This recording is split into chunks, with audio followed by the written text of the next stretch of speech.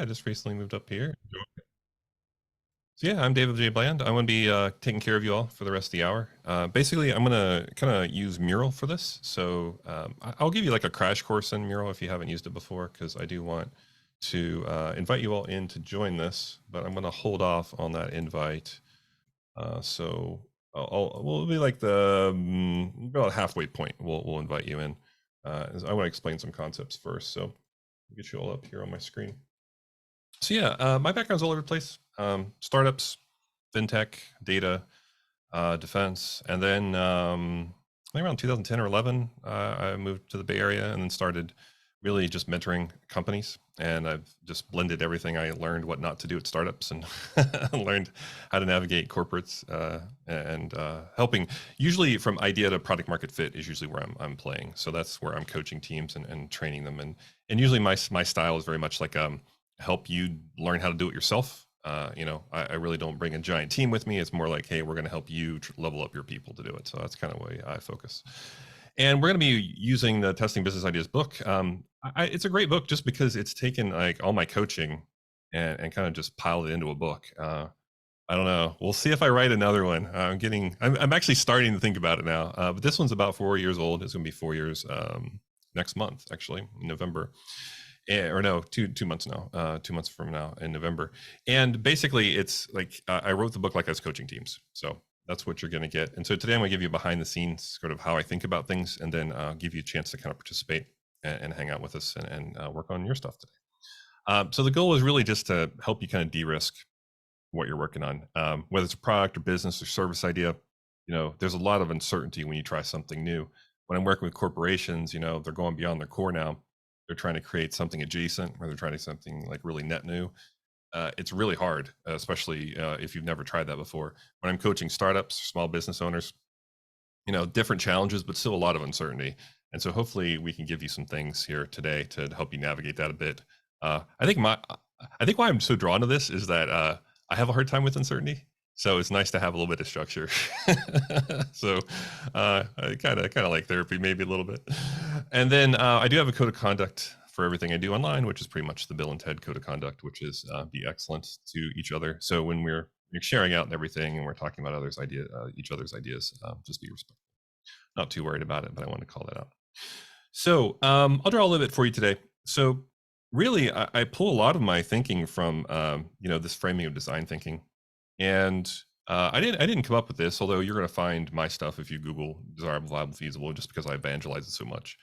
But if you look back through the years, IDEO popularized this, but then it's kind of from Stanford D School. And if you look at where Stanford D School got it from, it's a lot of Larry Keeley's work and Doblin Group. And I've yet to find kind of like the single source of truth for it. But it works pretty well. No matter like what kind of industry I'm working with, whether it's something here on Earth or something in space, or it's hardware, or software, or services, you kind of need to think about risk along these three lines. Otherwise, you might fail in a big way rather than a small way. So the first is kind of like this: do they want this? Desirability. It's a lot about risk around your value proposition, your customers, the jobs to be done. Do they understand your value proposition? Does it resonate? A lot of viability is kind of a should we question, and when I frame should we here, it's much more about is this kind of a hobby, or is this like a business, or is this something that's going to sustain? Even with my nonprofit work, I still talk about viability. We talk about impact versus the money that we've taken in. Can we have the impact? For profit, it's much more about your cost structure and your revenue streams. But I use both, whether I'm working with nonprofits or for-profit companies. And for viability, it's a lot of does this make sense? Is it aligned to our strategy? Is this something that we should even be working on? Because sometimes we veer off the path and we stray too far from what we're good at, and then we kind of realize we've solved a pain, but then no one's paying for it, and so we can't sustain anyway. And then feasibility, which is unfortunately I still find people spending all their time in feasibility land. It's kind of a can we do it question. However, with can we, it's much more it's all tech focused, and it really should expand beyond tech focused when you think about it, because I work with a lot of heavily regulated industries, right? And so right now, if you think about sustainability, you think about environmental impacts of things. EU's driving a lot of regulations that are kind of trickling out to other regions of the world. So even here in the United States, you're looking at what happens in the EU, and it's like, these regulations could hit the states soon. And this will also prevent you from executing and being successful with your idea. If it's not like, yeah, we can technically do it, but upcoming regulations are going to shut us down or penalize us for doing it. So this idea of feasibility, what I try to preach is not just talking about technical feasibility, but also talk about regulatory governance, compliance, talk through, are we structured as an organization to really execute on this? Sometimes, it's a good idea, but then we're not staffed accordingly, or we don't have the proper resources to execute on it, and therefore it would fail anyway. And so why I like these is, for example, let's just say you focused here, you focused on, do people want this and should you be doing this, but you didn't focus on feasibility. Unfortunately, it still happens. I find it happens more with startups or innovation teams in big companies where they find like a customer need and it's kind of aligned to the strategy, of the company, and there's potentially some revenue there, but then they just don't have the back end to make it happen. That happens sometimes with crowdfunding, Kickstarter, Indiegogo. You'll see this thing, you'll throw money at it, but then it gets longer and longer before release, and then before you know it, they're like, sorry, we just can't actually build what we had in our explainer video. With corporations, it's more about, oh, we found some traction, but then we can never really bring in other parts of the org to to help execute this. And so just be careful that sometimes you'll get really excited because you'll see something, it's like, oh, people want this, and yes, we should be doing this, but then we can't actually do it, and that's a problem that's going to cause you to fail. Especially even if you have a startup and you just don't have the resources. My favorite are like AI startups right now that can't get any data science help. It's like, unless you understand it, it's gonna, whether people want it, but you have to be able to execute. And then I still see companies kind of fall in this too, where they focus on desirability, so people want it. They focus on feasibility, can we do it? But then we don't focus on the business model, or we think we'll figure that out later, which in some cases you can. But I've been, training a lot of entrepreneurs recently on just business modeling. Like I've been working with VCs in Silicon Valley for about 10 years now. And I just train wave after wave after wave of entrepreneurs on just basics of business modeling, usually something like the business model canvas, or just anything to help them understand that, even though if your business model changes, you need to understand your model before you create your plan, because your plan's pretty much create a fiction unless you understand the model. And so I still see some of this where we have a desire from the market, and yeah, we can work on it, but it just won't pay enough, or we can't keep costs low enough. And that's really frustrating because it could be something generally the market would benefit from if we could figure out the cost and revenue. And so you can still fail here in a big way if you're not price testing, figuring out how to keep your costs low early on as well. And then the one I still see the most, I feel, is this one where we still get really excited. Maybe we get funding to build something. We have a vision and we want to go build that vision. And we kind of skip the customer discovery part. And I'm really glad that in this program, we're focusing on customer discovery too in a later workshop, because you do have to talk to customers, and it really sounds great in your head until you go out and your ideas meet other people. And then you realize, people aren't as excited about this as they should be. My favorite kind of workshops to run are literally workshops where of the morning, I kind of have teams thinking through, some ideas. And then by lunchtime, we have customers lined up to interview. And that feedback loop's really short because they fall in love literally with their idea before lunchtime. And then when we bring in customers, it's like, oh, they're not excited about this. They actually don't have this problem that we thought they had. And so you really have to kind of constantly test your assumptions there, which I'll get into here in a few. But this idea of skipping customer discovery, if it worked for one industry, it's going to work for us. That's really, really dangerous. So this idea of basically testing discovery and desirability as well. So overall, the sweet spot is here. It doesn't mean you have to test all three at once. I have to say, usually my teams I'm working with are sort of trying to figure out usually desirability and then a little bit of viability and some feasibility, and it kind of moves around.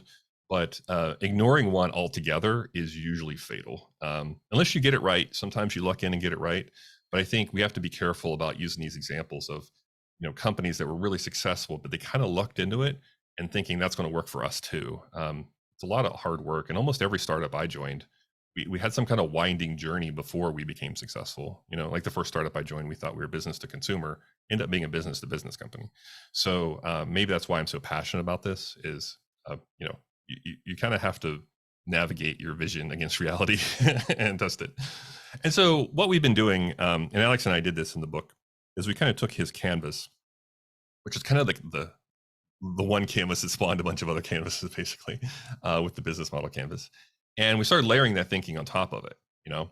And so what we've done is you know, basically you can kind of look at, you could say, well, desirability, it's not perfect, but you can say, oh, desirability for the business model canvas, that's a lot of, you know, your value prop and your customer segment. It's a lot of the top right. That's going to be your risk and desirability when you're mapping out your strategy. You're saying, oh, what's the business model for what we're doing? Okay, what's the risks? Like what are things that are risky? Potentially it could be like we haven't talked to our customers. We don't know if that's the market, or we don't know if this value prop resonates with them. The bottom is usually viability, which is a lot about cost and revenue. So you know, will they pay enough? Do we have different revenue streams we could test? You know, quite often the companies I'm coaching now, we try out a portfolio of different things until we find something that works. And then we can keep our costs low. And then feasibility is a lot of your backstage of your business model. And so a lot of your activities and resources and partners, it's all about like, can you do this, and can you get the right, you know, resources you need, and then can you find the right partners if that's really indicative to or what you need for success. So this idea of layering this thinking, I really like taking that desirable, viable, feasible framing and then kind of like applying it to existing tools to say, does this give us another layer of information to help us navigate all this uncertainty we're dealing with? And so really what happens here is, you think about it, you know, the flow I typically follow is, well, we figure out, okay, who's our customer? You know, what's our value proposition to them? How do we reach them? What are our relationships with them? And then how do we make money? This is a flow I probably start 9 times out of 10. Not all the time. Like sometimes I deal with backstage first and we do a push, but most of the time it's, hey, who's our customer? What's the value we provide? How do we get to them? Our relationship and how we make money. And then on the backstage, it's more about, okay, what are the activities you need? Like verbs. What are the nouns you need? So think resources. How much does that cost? And then who do we partner with? And so when you think about that kind of flow, it really challenges you to think through your strategy and maybe even multiple different business models that you could potentially apply. Sometimes I have teams that are testing, you know, like 1 or 2 or 3 models, trying to figure out what's going to work. But if you think about it, it's all related, right? Like how you reach your customer, how do you build a relationship with them, how do they generate revenue? And then backstage, you look at your activities and resources and say, here's our costs. And if you partner with somebody, it's usually because they bring an activity that either you can't do or don't want to do, or a resource that you don't have or can't acquire. And then potentially they can even be a channel partner for you. So I really like this tool. I still use it. I still train entrepreneurs in it. It's really good for like modeling out what you're attempting to do and then trying to figure out how much of this is real. So I always laugh when there's this saying that, you know, investors ask you to write a 5-year business plan that they'll never read. And I think they want to know that you can go through the process. But if you don't understand your business model and you're writing a business plan, it's really it's really kind of backwards. You know, that you really want to understand the model and test it out first, and then you can project out and create your plan. And so I find people kind of switch it, or maybe they skip the model altogether and they go in and start creating these plans in Excel and in spreadsheets, right? It all looks great, but it's all completely like made up. And there's not a lot of evidence behind it, you know, there's projections. And so I think testing out your model first, this is kind of where Alex and I agree, is if we test out your model first, then that can just help you make a better plan. So I'm not saying business plans are completely obsolete. Alex will probably say they are if you asked him. But I think if creating them without a model that you've really tested out, it's just a waste of time. So what we kind of do is, when I'm working with entrepreneurs or I'm working with innovators inside big companies, we really try to say, okay, what's our potential model here that we could go and try and test out. And then we talk about where our risks are. So think about that desirable, viable, feasible, you know, the circles I was explaining to you. So what we do is start writing these down as like we believe statements. I like this format. It's really simple. It's not too complicated. You know, I like using colors, so I use orange for all the desirability risk. And then I use green for all the viability risk. And then I use blue for the feasibility risk. And usually I have folks, if you're a founder, you might be wearing all these hats, or if you have a small founding team, you might be wearing all these hats. Usually if I'm working in bigger companies, early stage, we'll find people that can represent each theme and have them chime in on this stuff. But basically you just want to write down what would have to be true for this to work. All right. And then it's all about, well, how do we prioritize that? And I use a little 2x2 I help create called assumptions mapping for that. I first picked this up working with Jeff Gothelf and Josh Seiden, who wrote Lean UX. I worked with them back at Neo, but I had met them before Neo. And Neo was like a funded thing that we did, it was like Lean Startup as a Service. We were down on 3rd and Market in San Francisco. And I really had a hard time with my teams prioritizing risk, and they just wanted to stack rank, or they just wanted to kind of pick something that, they just felt like, we'll just pick this one. It sounds important.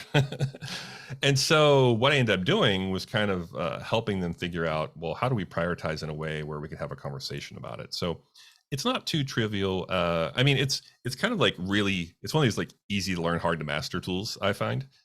Because what we do is we take this, we'll take a desirability one. We'll say, we believe, we'll zoom in a little bit here more for you.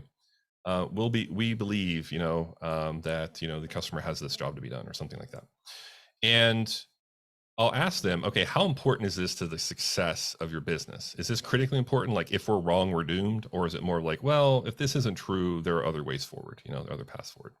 And so usually with a customer, it's like, oh, well, if this is wrong, we don't even know, we don't have a business. And then I'll ask, okay, well, how much evidence, and this is probably a tricky one, how much evidence do you have to support that statement?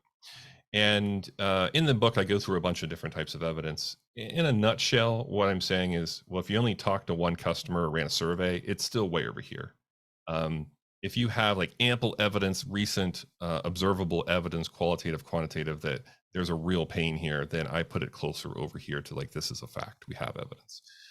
It's a bit subjective. I'm not looking for a quantitative analysis on it. Really, I'm just trying to help the teams dial in and calibrate their confidence on. I don't want them to be overconfident that they ran a survey. They're like, oh, we ran a survey, so we know we validated that. That is one thing I've been looking out for and just keeping my ears just in tune to, is when I hear people say, well, I interviewed a customer and validated that, or I ran a survey and validated that. You didn't validate anything. It's great directional evidence. It's great that you've, started to find some level of light evidence that something exists, but you didn't validate it. That's not how we validate things. So usually what happens here is I ask, hey, have you talked to any customers? It's like, well, no, we ran a survey, or we just talked to one customer. And I was like, okay, well, this is closer to here. It's closer to the no evidence side. As we learn more and we run better experiments that provide stronger evidence, that might move over and over and over time. But for now, it's something that's really important, but we don't know enough about the customer to say this is true. So we actually need to generate more evidence. And then once we get one, it's pretty much like, you just ask, okay, for this one, is this more or less important? You're like, oh, this one's not quite as important. It's like, okay, do you have more or less evidence? And people go, actually, we have a little more evidence on this one. And so we can just start calibrating the team and kind of pulling these over. And it's really important to talk when you do it. There are a lot of times where I think people just want to silently write and not talk to each other. I have to say, this happens probably more in my corporate setting than in startups. It's amazing how many corporate teams I work with, C-suite, that don't want to talk to each other. But for the most part, what I recommend is talking. And we kind of end up with this really interesting map of where should we focus, right? Not everything's the most important thing that has to be true for this to work. And so usually what happens here is, well, a couple things. One, I pretty much just ignore everything down here for now, for testing. Hopefully my drawing jumps in here in a second. But basically this idea of, we can't focus on not everything's the most important thing, And so what I need from a priorities point of view is say, look, we can't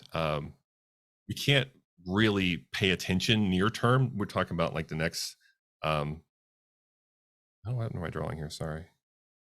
I'll close it and kind of come back in. The next 3 to 6 months, basically. we don't want to focus on things that are relatively unimportant. So let me close this and come back. So basically, for 3 to 6 months, we want to focus our near-term risk on the things that have to be true for this to work. And when we think about that, a lot of it is, like this stuff here is just not going to be that important for the next 3 to 6 months. Basically, I want teams to kind of focus up here on what I would call, like Eric would call these like leap of faith assumption, or the riskiest assumption, right? You're looking for stuff that is the most important, where we have the least amount of evidence. All right. And so when we think about that, when we think about prioritization, it's like, well, we want to prioritize the things that are most important, like have to be true for this to work, that have we almost have like no evidence that say that these are true. And so when you think about that from a prioritization point of view, I think why people like this 2x2 so much is it gives them space to have that conversation. Whereas in the past, we would say, oh, we're just going to build out a roadmap or a plan and we're just going to execute on it. When things are really uncertain, when you have a high degree of uncertainty, you kind of don't want to just follow a plan. Like you could follow the plan perfectly and then just follow it right off a cliff, right? So when you think about uncertainty, you really want to be able to have tools at your disposal that say, okay, really important stuff. We all agree we don't have evidence on it. How do we go test these? How do we go find out sooner versus later we're on the right track? I was kind of forced to do this, by the way, with my coaching, because what happened was I would have teams that would just kind of play in this creative, like if you have a lot of people that love technology, right, and they want to build, they would play in this space where they can build stuff, and it looks like they're staying busy, and it looks like they are making progress, but they're not. Like you might be running experiments, you might be building things, but you're not necessarily de-risking what you're working on. And I think that's a kind of tricky part to this process, is that running experiments isn't the goal, right? The goal is to de-risk what you're working, de-risk the business opportunity, right? And so experiments are a way to help de-risk that, but they're not the goal. They're just a way to run, to find evidence, and you put that evidence, into action. So basically, why I wrote the book was I've already been doing assumptions mappings for, I don't know, like over 10 years now.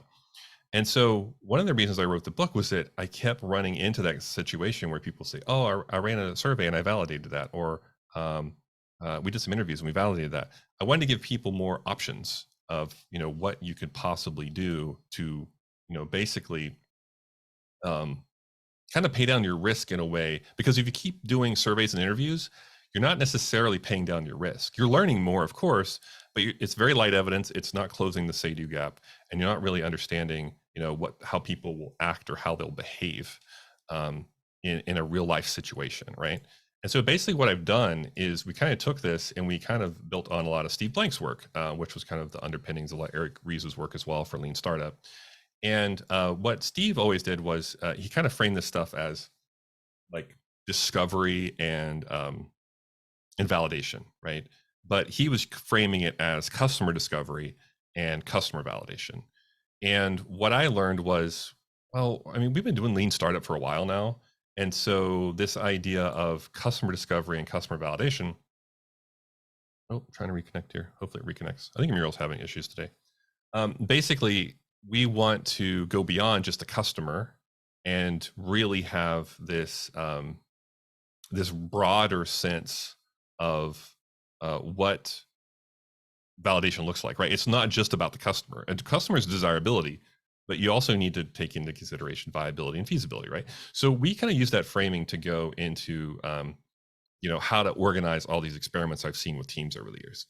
And so when you think about it, it's kind of a selection of discovery, and we don't have time to go in on all these today, but for discovery, basically what you're trying to do from an evidence point of view anyway, you're trying to go from like almost no evidence or none to light evidence, right? You just want to have basic, like, are we on the right track whatsoever? I I in the book I said weak evidence. Alex and I don't really use that terminology anymore. That's the problem when you put stuff in print. You like end up disagreeing with yourself a year later. So I know in the book I have weak evidence. Just scratch that word from your mind and use light instead. I use light evidence when I'm going through this. But basically, I try to go from a like, do we have any observable evidence of the jobs, pains, and gains of the customer, of the value proposition, of anything about, are we on the right track whatsoever?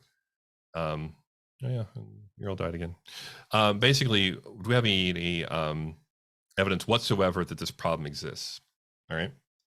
And so when we say we're starting off, like building is usually the most expensive way to find out if you are on the right track. I know we like building, like we're like inherently creative people and we want to build, but basically building is when you staff up and like say you're a technical founder or you have a bunch of engineers on your team and you're really trying to say, okay, we have this idea and we're gonna start building it right away. I think this where the build, measure, learn loop really comes back to haunt us, because people start with build in that loop and they think, well, I have to build something. And if you actually go back and look at how like Eric framed this and you hear him explain it, it's pretty much you start with learn, right? You start with what do I need to learn, and then what do I need to measure to learn, and do I need to build anything to measure to learn that? And build is very like loosely defined, right? You could say, well, I could do a paper prototype, or I could do some kind of pretend to own thing. Like, you don't have to go off and build. And I think people take the build really literally in build, measure, learn. So just be careful with that loop. Most of the times I'm trying to re-educate people how to use that loop, and it's very much start with learn. Like, what do I need to learn about desirability, viability, feasibility, all these assumptions I have and what I'm trying to do? And then how do I go find out about those?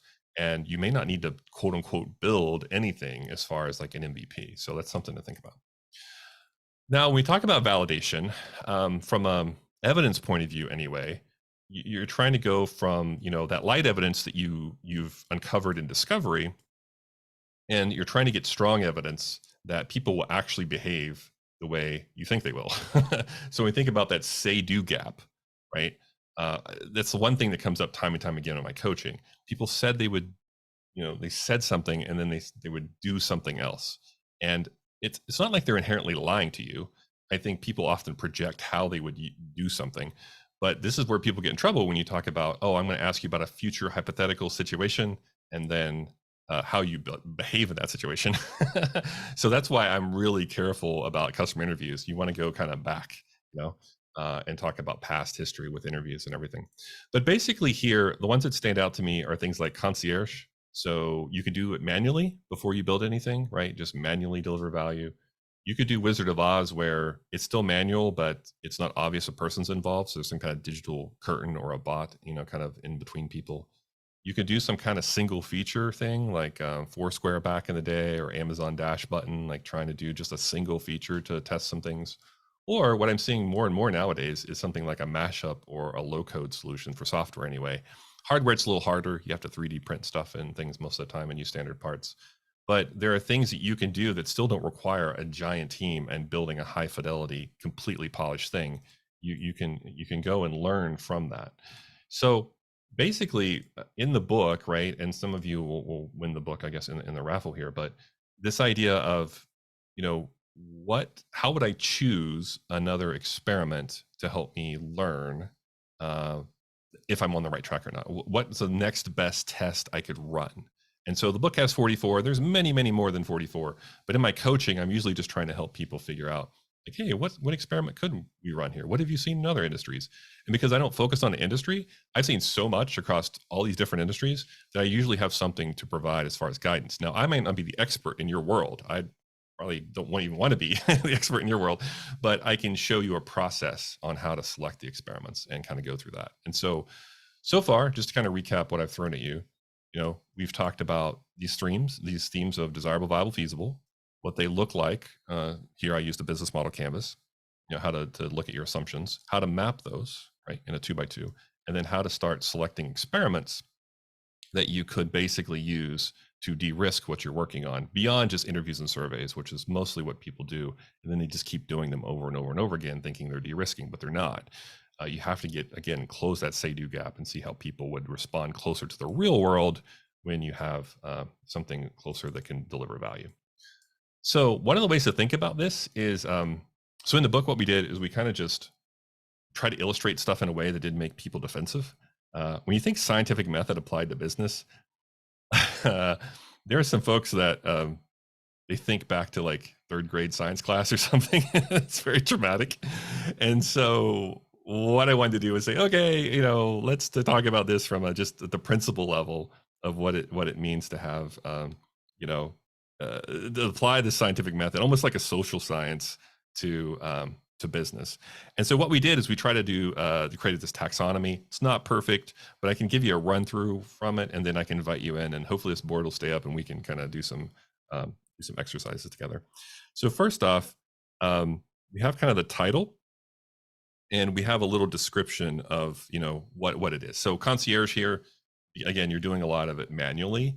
There's not a lot of technology involved. You're really just trying to see, does anybody find value in what we're about to do, and can we do it manually? It doesn't scale. It's okay that it doesn't scale, but you're really trying to find out that value exchange, right? And what we've done is we've gone through, okay, how much does that cost to do? What kind of evidence strength does it throw off? How long does it take to set up? How long does it take to run? What kind of capabilities do you need to do this? And then what I think is probably the best of all these is this, remember these 3 circles, right? Desirable, viable, feasible. Those are tagged, I'll scroll up a little bit here for you. Those are tagged in the actual experiments. So you could say, oh, I have a lot of desirability risk, what would I do? Or I have a lot of feasibility risk, what would I do? Or I have a lot of viability risk, what would I do? And so this gives you sort of like a reference guide. Most people don't read this front to back, by the way. I wrote it as a reference guide. So when I'm coaching you all, you can say, oh, let's flip to this page and we can talk through how to do that thing, and I can give you some examples and whatnot. And so basically, if you think of like a library, it's like, oh, well, I don't have a lot of time or maybe a lot of money. How do I generate evidence quickly? I have a lot of viability risk. What do I do? It gives you kind of a path forward, which I think is super important. Okay. So what I've done here today is I included like a little cheat sheet in this board. So what I'm going to do, if this works, hopefully it does. You don't have to create an account here. You can just kind of jump in. But basically, I created a cheat sheet for those of you who don't have the book of all the different experiments here in the board. So these are like little PDF cards. They don't go in as much detail as the book. Now, if you haven't used Mural before, this little hand icon, depending on if you're on a laptop or on a mouse and keyboard, you can use this to drag around, right? If you want to create stickies, you have to be kind of clicked off move mode. And if you just double click, it'll create a sticky that you type in. It's kind of like PowerPoint or a virtual whiteboard. Everything's locked down, so don't worry about except my drawings. So don't move my drawings around. But everything's locked down if you're not going to mess things up. However, what I wanted to do was kind of invite you in to think through something that you're working on. All right. So basically, I'll give you an idea of what some of my teams end up doing. So, for example, I'm working a lot in sustainability lately. I've been working a lot about connected things. Everything's got to be connected now. And I'm like, okay, what's the value of having stuff connected? And so one of the ideas I was working on was it was basically like having your car pay for things, like pay for gas, right? And so, for example, what we did there is we started off with like customer interviews, right? So basically, we started off going through, hey, does anybody have this problem of trying to pay for their gas? What does it look like? We did some like search trend analysis, right? So we tried to figure out, are people, searching for better solutions at all? We did some like ethnographic work. We did, I would call it a day in the life. Basically, we did a lot of ethnographic research at gas pumps in Silicon Valley to figure out, okay, what are people doing at gas pumps? Are they having a hard time paying? Are they getting their payment method stolen? Like all this stuff. We ended up doing some paper prototyping. So basically, we went through and said, okay, what could this potentially look like if it was a solution? We did create a clickable prototype, basically, that people could go through like on a phone and click through an experience that we'd take out and have people give us feedback on. From there, we spun up a landing page. At the same time, we also had an explainer video that we created. We used like a free software to do it. It didn't cost much at all. And we put that on the page even. And then what happened is we actually did another round of interviews. I'll just copy it. We interviewed the people that signed up on the landing page. You know, some people don't do that. It's like, look, they signed up, they're interested. Interview them, find out why they're interested, you know? And then we ended up doing, I would call it a single feature MVP. It was basically like, or you could call it a mashup, I guess, potentially. But it was really a single feature. So basically what happened is we had iBeacon installed like on a gas pump, and people could come up and like get their gas paid for that way. I have to say, this is very different than how most people go about their work with their ideas. Usually you just jump to building the whole solution, right? Or you prototype out the whole solution. Instead, what we did is we said, look, we're going to take what we've learned from interviews and use that to inform what we do for search trend analysis. We're going to take what we've learned from that and do a day in the life, do some ethnographic stuff. We're going to use that to inform the design of our paper prototype. We're going to test that. We're going to use that to learn and really inform the clickable. We use that, the words from the customer. We use the interview quotes here, right? We use that in the marketing material on our landing page. Like use the words of the customer, literally voice of the customer, right? We use that to help design the explainer video. We interviewed customers again and went back and refined the page, right? And eventually we got to a point where we could test an MVP.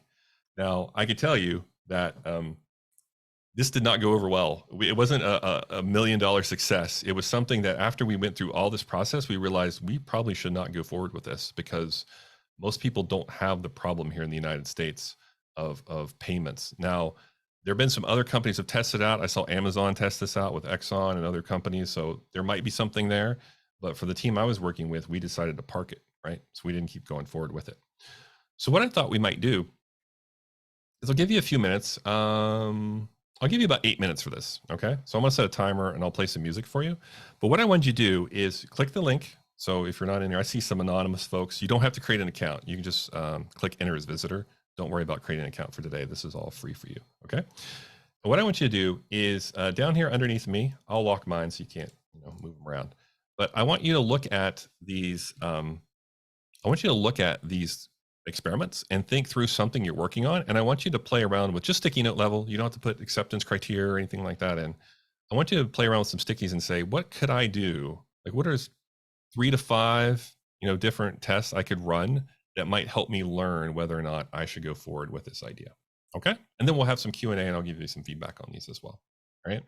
So I'm going to set a timer, 8 minutes, and play some tunes and go.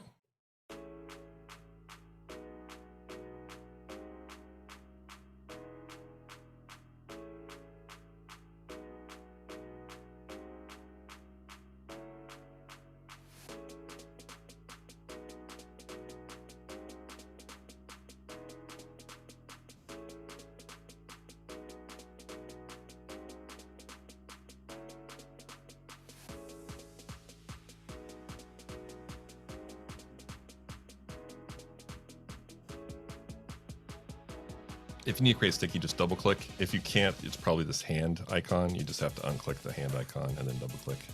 And then you could change the colors and stuff, but nothing too crazy for today. Just creating stickies.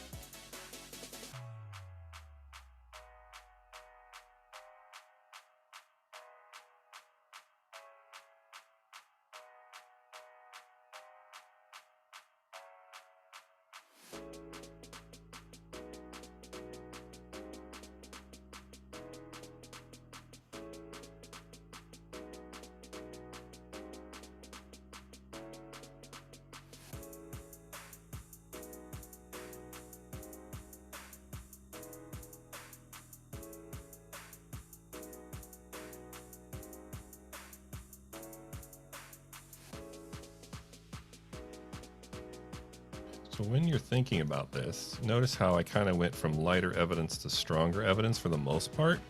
I'm trying to do something. What would give me a little better evidence after this test? So you don't have to worry about a 20 experiment plan or anything like that, but what would be your next best test after you do something? You got feedback from it. Just brainstorming, I feel like helps us think through the process.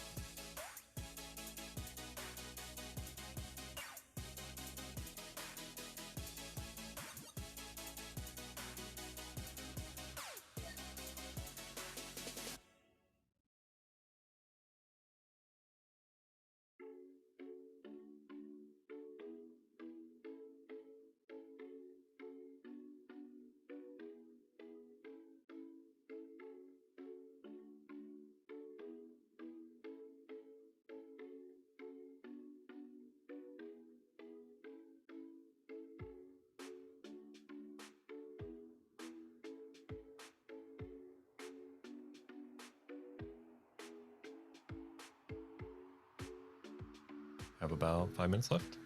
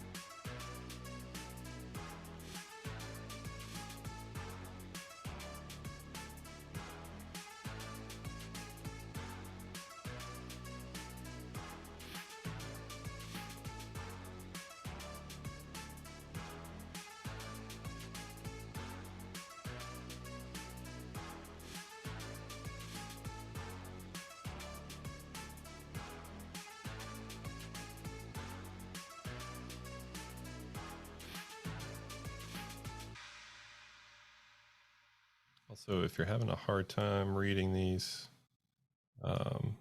you can zoom in on them and say, I mentioned what I mentioned. I mentioned a day in the life.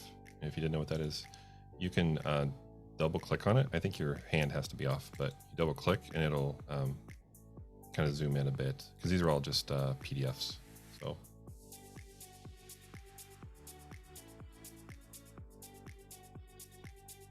And again, the book goes into more detail, but it gives you a high level, like, oh, day in the life. This is like ethnographic, where we understand customer job speeds and gains, costs, evidence, strength, setup time, runtime, capabilities, and themes. So each one of these are kind of like clickable.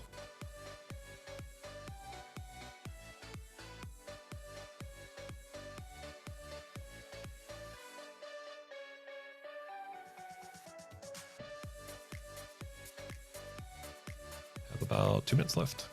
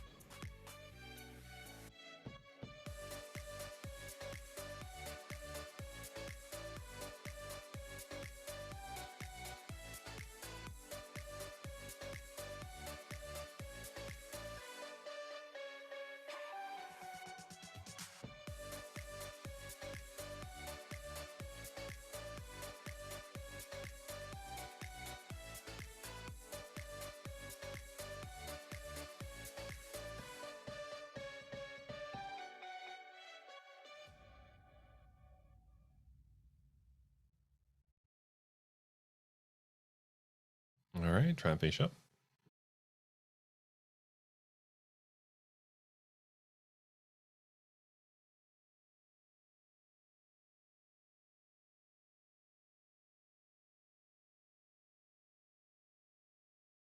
I see some folks already have theirs in here.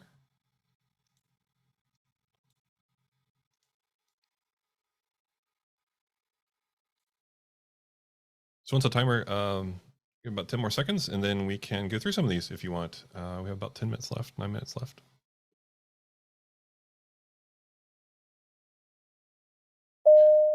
Just a logistics note, I do usually leave these boards up for about 30 days before I archive them. So if you have something in here and you want to come back and reference it, you have kind of like 30 days to play with it here, free of charge, of course.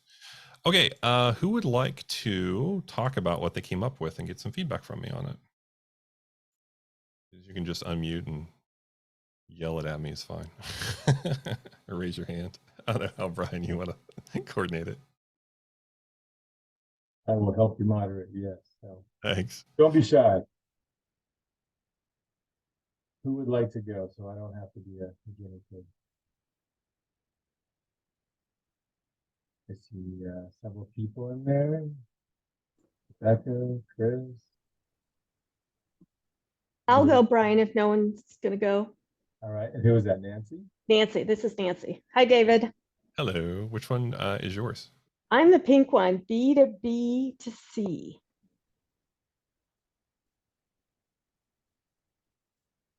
All right. Can you give us like you don't have to go into the really details or anything, but just a high level of what B2B2C thing you're thinking about here? Yeah, so I'm exploring new business models in the electrification space. And that's all I can say. So it's kind of confidential. Oh, no, it's fine. I've spent the last couple of years in EV land and sustainability stuff, so I understand. And it's a rapidly changing world. So let me just see what you have here, and maybe we can just talk in generalities here. So so learning from customer interviews and sales. So again, taking good notes, like quotes from customers is always great. Having a script, I find, is helpful too. I think people just hang out with customers sometimes and we don't really tie it back to what we're trying to learn. So this idea of, oh, this is a risky assumption, let's talk about this with our customers and actually put some thought into what, doesn't mean you read word for word from the script, but you've put some thought into what you're going, how that conversation goes. You could potentially take this and use that to inform your ad. So, and your landing page, basically. So basically, I mentioned that in the other sequence is that you could use your words of the customer to help shape your value proposition. Sometimes I find that we talk in words that our customers don't quite understand.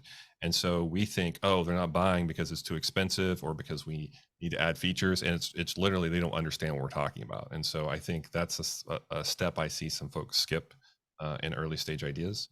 And then like having an explainer video there, doing some kind of sign up. Pre-sale could be, depending on your region, sometimes it's like a down payment, sometimes it's just an email, sometimes it's, usually here in the US anyway, we do have regulations like sometimes like with PayPal, for example, if you take PayPal, you have to be able to deliver the value within like 30 days or something like that, or the product. So you have to be careful about what you take there. But it is stronger evidence than just people saying, right? And then this idea of a concierge. I love concierge. It's one of my favorite experiments because you can do this and see the value exchange. Whereas there's not much value exchange with the customer early stage. We're just trying to extract value from them. Like, do you have this problem? Can you talk about it? How much have you paid for this in the past? Trying to solve it. There's not a lot of you like providing value at most of the time. And so when you get up to here to something like a concierge, and that's something where they're actually getting value from it. So you could charge for that. You could get real, close that say-do gap a bit and really understand what value is there. And then interviewing the people who, went through the concierge, I think is great. Interviewing channel partners, especially if you're doing electrification, you have probably many different channel partners you could explore there. And then letter of intent, I actually like that as well because LOI is, so LOI is abbreviation for letter of intent. For those of you who don't know what it is, it's a one-page non-legally binding contract. So basically, they have to put it in writing. A lot of my B2B clients love LOIs because a lot of the B2C techniques don't always fit well to B2B.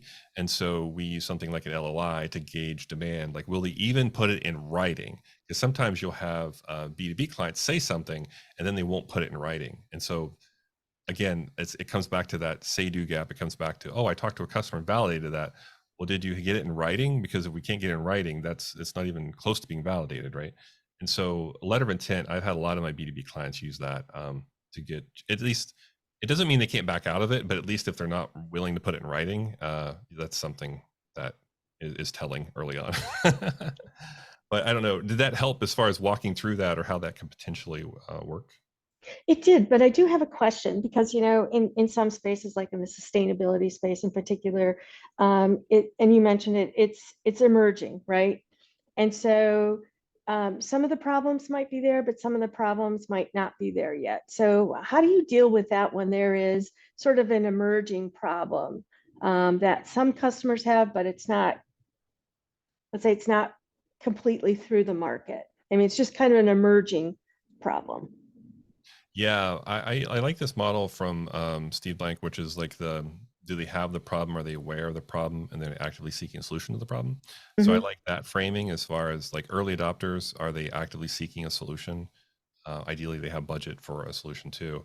And then I have to say, what I've been doing a lot in sustainability, at least my work in sustainability over the last couple of years, has been this stuff. So I've been doing a lot of preference and prioritization work because sometimes people say, "Oh yeah, I want to be more like environmentally friendly and all this stuff," but then they don't rank it very high in relation to other stuff. And so, even with some of the big phone manufacturers, right, are saying, "Hey, we're going to be fully sustainable in a few years." So a lot of my work, even with phone, like people that make phones and things, are trying to make like hardware that's more sustainable. I've been doing a lot of this preference and prioritization work or helping teams coach them through it. Whereas we try to figure out, okay, yeah, you said you care about sustainability, but where is it in this list of other things?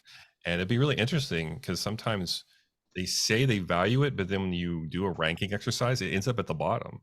And so it opens at least it opens a place for a conversation to say, okay, well, you said this was really important, but why is it ranked down here? Can you help me like walk through that, And so I've been doing a lot of preference and prioritization work and card sorting. So a lot of these like product box, speedboat, by feature, card sorting, I've been doing a lot of that early stage discovery. So I would say if I had to describe a flow, it would be, do we understand the jobs, pains, and gains of the customer? And then can we get them prioritized? And then once we have them prioritized, can we start then talking about a more targeted value prop to them? But it's really hard to jump into the solution space when we don't know what those jobs, pains, and gains are. And then once we know them, if we don't know the priority, then we could potentially dial in our solution to something they don't care about. And so I would say sustainability is evolving very, very quickly. And some of it's driven by regulatory stuff. So I would keep an eye on EU because it's driving a lot of regulations as far as this stuff.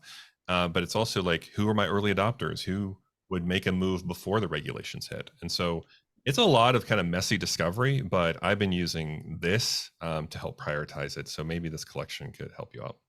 Okay, great. Thank you very much. Yeah. I got my hand raised there. I'll quickly add in. I know getting short on time, but David mentioned two key terms and concepts there that I'm hoping that you guys can write down, take away, and come back and join the next webinar. One is early adopters. That Nancy thinks we're the guinea pig. In my view, it was a little light, and as David mentioned on customer discovery, so you kind of jumped right into, here's my solution. How do I get them through the demand side funnel, right? Sales. And you have to really understand who the early adopter is. This is the key thing that most people, even companies with the corporate innovation, miss. Because they're the ones with the pain, looking for something better, and David's point, have a budget, right? So we talk a lot about that. And the concept he mentioned, jobs to be done, jobs, pains, and gains. Literally next week, we have the person who wrote the book and kind of one of the gurus in the world on that concept that is used in Strategyzer and Lean Stack and a Lean Startup. And what's the customer's job to be done? So Tony Olaf will be here with us next Wednesday. And so it was a perfect preface. Thanks, David, for the softball. But those are big concepts that flow right as foundational stuff here with David and Strategyzer. So I wanted you to sign up. Cameron already put the link in the chat for next week with Tony. And then I'll quickly throw it back to David and Cameron, so I know we can wrap up and talk about the future things coming, and then I'll come back and say, give a big thank you to David. Yeah, just a couple really quick things for me. If this piqued your interest and you're interested in learning more, obviously the Testing Business Ideas book is a great way to learn. A couple things I've been up to lately. There is a self-paced assumptions mapping course. If you're wondering how to do that 2x2, I have a course now that I just released a few weeks ago. And then I'm doing a public masterclass. I don't do a lot of public training. So it's a 3-day public masterclass in middle of October, where we take everybody through this over a course of 3 days virtually. So if that's interesting to you, we'll send out the links, but the links are also in the board. And that's all I had for now. Terrific. Well, thank you, David, for coming in and leading the charge here and helping everyone understand how they can test their assumptions and go through that process. We will follow up with the recording here, as well as that Miro link, so you're able to go and access the additional links that David had spoke to. We would love for you to join us next week, as Tony Olwick will come in and be tackling jobs to be done. So you're starting to see the connection of all these tools and frameworks that we're putting together, and being able to support you in getting started. Please do fill out that survey, as that will be our key to awarding the raffle winner one of the Testing Business Ideas books. I would raise it up, but that is one that was recently rented out of Cameron's library here. So, Right here. so it is in use in an entrepreneur's hand. So we love that. But we will be sending that to the winner there. So feel free to give us feedback, and that will be what we use. I'll turn it over to Brian for the last words, but thank you, David, for coming in, and thank you all entrepreneurs and innovators for being here and gaining some of the tools to systematically test your ideas. Thank you. So real quickly, obviously you can see the book, go buy it. It will be your Bible. It's basically how-to. It's not like, reading a love story. So it is a how-to. It shows you what to do in here. And the second thing is, great content, but any of you in businesses, corporates, and you're like, okay, how do I do this? I want some help. David and I are here to help you. We can be engaged. I could do a free consultation, quick call, hey, answer some questions, but we are here to actually do these things. We coach companies and startups on how to use these tools, come in with your teams, augment you. So we would love to be engaged, talk through with you. What does that look like? A one-off half day, a couple hours, ongoing session. So don't feel afraid to call and even just give me a call and chat through some things. That is it. And I wanted to all of you, if you can, please help me give David a thank you. The Zoom wave and emojis and waves and claps and awesome stuff as always. And we appreciate leadership. So thank you, David. Yes, indeed. Yeah, thanks for having me. All righty. Thank you all. We'll have a great rest of your day, and happy entrepreneuring. Take care, everyone. Cheers.